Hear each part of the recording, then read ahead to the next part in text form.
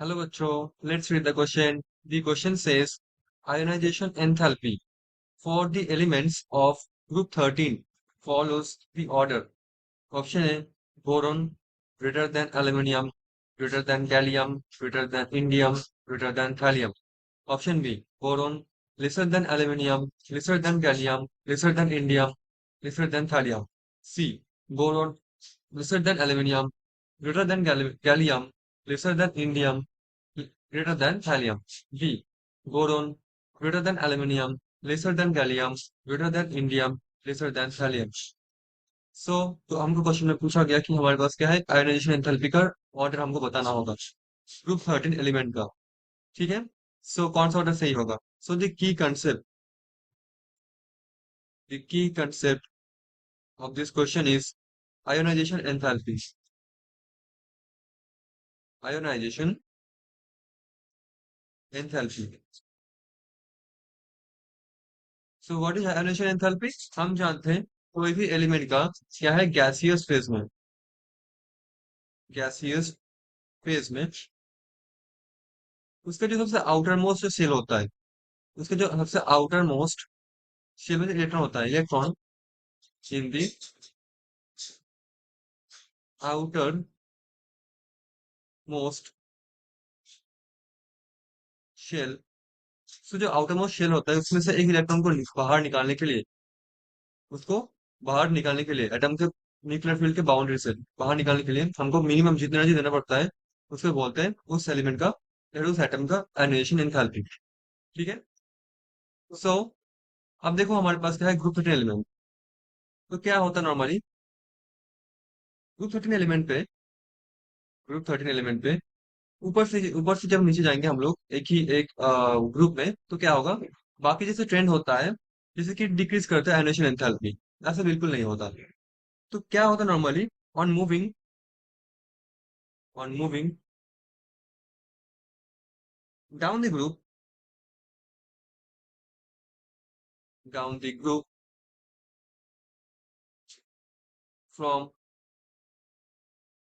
Boron to thallium, क्या होता है regular decreasing trend is not follow. Rather हम जानते हैं जो हम लोग क्या करेंगे, बोरोन से एल्यूमिनियम पे जाएंगे, तो क्या होगा? ऑब्वियसली जैसा हम एक्सपेक्ट कर सकते हैं ऊपर से नीचे जाने से क्या होता है, एक शेल ऐड हो जाता है। एक शेल ऐड होने के कारण क्या होता है, आउटर मोस्ट जो इलेक्ट्रॉन है, आउटर मोस्ट शेल में जो इलेक्ट्रॉन है उससे न्यूक्लियर का चार्ज जो फील्ड है, जो एट्रैक्टिव जो फील्ड है वो क्या होता है, कम हो जाता है एक शेल ऐड होने के कारण। तो उस इलेक्ट्रॉन को बाहर निकालने के लिए हमको कम एनर्जी देना होता है, तो आयोनाइजेशन एनर्जी डिक्रीज करना चाहिए। बोरॉन से एल्यूमिनियम में ठीक ऐसा ही होता है। मतलब आयोनाइजेशन एंथैल्पी क्या होता है, मैं इसको पूरा लिख लेता हूँ। Ionization ionization energy decreases. But क्या होता है जब हम लोग एल्यूमिनियम से गैलियम पे जाते हैं, उसमें एक्चुअली होता क्या है? When in gallium there are क्या होता है 10 D electron, 10 D electron. So in the penultimate shell which screen the nuclear charge less effectively, हम जानते हैं जो डी इलेक्ट्रॉन होता है उसका क्या होता है, उसका शील्डिंग कैपेबिलिटी और शील्डिंग पावर, शील्डिंग कम होता है, लेस शील्डिंग होता है। इसी के कारण क्या होता है, जो पेनल्टीमेट शेल है उस समय जो इलेक्ट्रॉन है उसके साथ क्या होगा, न्यूक्लियस का अट्रैक्टिव फोर्स बहुत स्ट्रांग हो जाता है। मतलब क्या हो जाता है, उस इलेक्ट्रॉन को बाहर निकालने के लिए हमको एनर्जी ज्यादा देना पड़ता है। साथ साथ में क्या होता है, वो तो इलेक्ट्रॉन एक्स्ट्रा शेल में ऐड हो गया है, तो दोनों ऑपोजिट इफेक्ट क्या करता है, एक दूसरे को न्यूट्रल करते हैं, मतलब ऑलमोस्ट न्यूट्रल करते हैं। इसलिए क्या होता है जब हम लोग एल्यूमिनियम से गैलियम पे जाते हैं, उस केस में हमारा आयोनाइजेशन एंथैल्पी, आयोनाइजेशन एनर्जी और एंथैल्पी क्या होता है, इंक्रीज कर जाता है, इंक्रीजेस। ये दोनों अपोजिट इफेक्ट काम करता है। न्यूक्लियस सपोज हमारे पास इधर है, ये हमारे पास कोर शेल है, ये सपोज हमारे पास बाहर का शेल है। तो आयनेशन एंथैल्पी कम होना चाहिए, क्योंकि जो इलेक्ट्रॉन हमारे पास यहाँ पे है वो इलेक्ट्रॉन क्या है, इलेक्ट्रॉन अभी नया शेल में ऐड हो गया है। तो न्यूक्लियस का जो इफेक्टिव जो अट्रैक्टिव फोर्स है, इफेक्टिव न्यूक्लियर चार्ज है, वो बाहर शेल में नहीं पड़ रहा है, कम पड़ रहा है। ठीक है। बट अंदर जो ये इलेक्ट्रॉन है वो क्या है, डी इलेक्ट्रॉन है। तो जो बाहर वाला जो शेल था वो क्या है, वो क्या था, वो ज्यादा शील्ड नहीं हो पा रहा अंदर, डी डी जो डी इलेक्ट्रॉन जो है, डी इलेक्ट्रॉन उसको शील्ड नहीं कर पा रहा। तो न्यूक्लियस क्या करेगा, न्यूक्लियस बाहर वाले इलेक्ट्रॉन को अपनी तरफ बहुत जोर से खींचेगा, तो ये अंदर आ जाएगा। ठीक है, इसलिए क्या होगा, इस इलेक्ट्रॉन को हम लोग बहुत इजी से इजीली बाहर नहीं निकल पाएंगे। दैट इज वाई ये न्यूक्लियस का इफेक्ट प्लस एक नया शेल ऐड होने का इफेक्ट क्या है, दोनों एक दूसरे का अपोजिट है। तो क्या होगा एग्जैक्टली, एल्यूमिनियम से जब हम गैलियम पे जाएंगे, आयनेशन एंथैल्पी, आयनेशन एनर्जी क्या होगा, बढ़ जाएगा। ऑप्शंस में देखते हैं। देखो, पहले बोरॉन से एल्यूमिनियम डिक्रीज होगा। ठीक है, ऑप्शन बी कैंसिल हो गया इसमें। Option B, option C cancel हो गया। बोरॉन से एल्यूमिनियम डिक्रीज होता है।